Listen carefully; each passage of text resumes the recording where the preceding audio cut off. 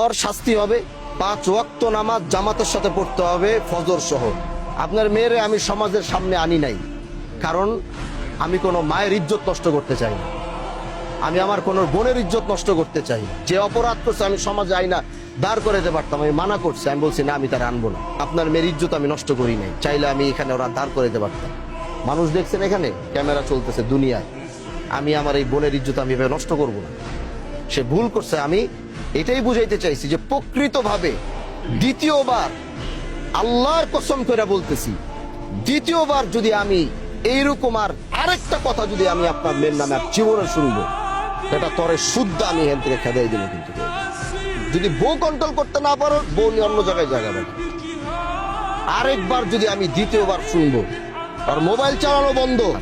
আজকে যে এই বিচার ব্যবস্থা আমরা দাঁড়িয়েছি, এই বিচার আমরা করলে অনেক কিছু করতে পারি, বললে অনেক কিছু বলতে পারি, কিন্তু আমি চাই ও মন থেকে ভালো হোক। আমি অন্যায় ভাবে, আমি আমার ক্ষমতা আছে বলে আমি এখন সব করে ফেলবো, সেটা আমি প্রকৃত ভাবে ওর এমন একজন সন্তান দেখতে চাই আগামীতে। আজকে যারা ওর নামে এই বিচার দিছে এবং ও এটা উপলব্ধি করার পরে, আমি ওর এরকম সন্তান দেখতে চাই আগামী 3 মাস পরে এলাকার মানুষ গিয়ে বলবে যে ভাই আজকে দেখিও ভালো হয়ে গেছে, 5 ওয়াক্ত নামাজ জামাতের সাথে পড়তেছে, মানুষের সাথে ভালো ব্যবহার করতেছে, ওর পুরো চরিত্র সবকিছু পরিবর্তন হয়েছে। আমি এরকম ওরে দেখতে চাই। মানুষ চাইলে সবকিছু সম্ভব। আমি এই মহিলাটারে দেখতে চাই যে এই মহিলার ভালো হবে। আমার কাছে ক্ষমতা আছে, আমি চাইলে এখন বলতে পারি তালা মাইরা দিয়া কালকে থেকে এই বাড়িতে আর কেউ থাকতে পারবে না। তাহলে কারো বাপের সামর্থ্য নাই ওরা এই বাড়িতে রাখার।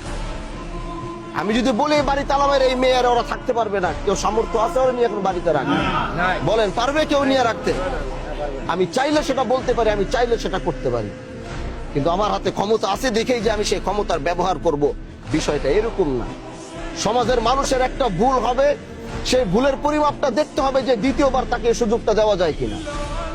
যখন তাকে দ্বিতীয়বার সুযোগ দেওয়া যাবে না, তখন তার বিষয়ে এরকম কোন ফায়সালা করতে হবে যেটার বিকল্প আর কোনো রাস্তা থাকবে না। পিঠ দেয়ালে থেকে গেছে, এখন এটাই ফায়সালা, এর বাইরে আর কিছু না।